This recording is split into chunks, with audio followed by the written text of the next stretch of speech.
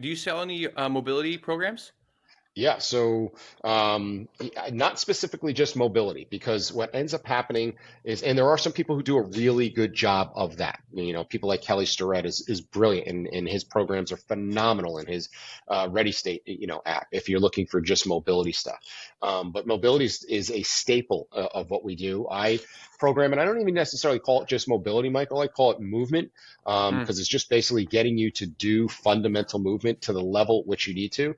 And when I say level which you need to, let's say if we're working on the rotation of your trunk and thorax, there's a certain amount of rotation you should have as a human being. You should be able to turn, roughly 45 degrees or so. But if you're going to go be a golfer and you're going to swing a long metal shaft really explosively a couple hundred times over the weekend, you're probably going to need a little bit more than that. And right. so that's where I may need to cater it specifically as to what it is that you need. But fundamentally, yes, movement is a big part of that. And when we work on movement, I look at it, I program what we call movement snacks. And it's to work on, I tell people it's to work on your movement hygiene, meaning that this is something that should be 5, 10 minutes every day. Just like you brush your teeth. You brush your teeth. Why? Because you don't want your teeth to fall out. Well, you do your movement hygiene because you want your body to stay intact and be able to remain functional.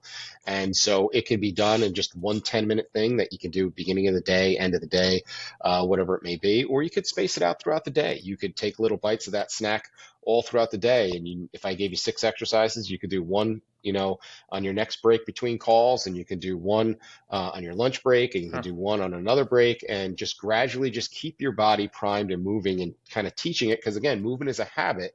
And so we have to train that habit, and doing an arduous stretching program for an hour once a day isn't as effective as doing little movement bites all throughout the day.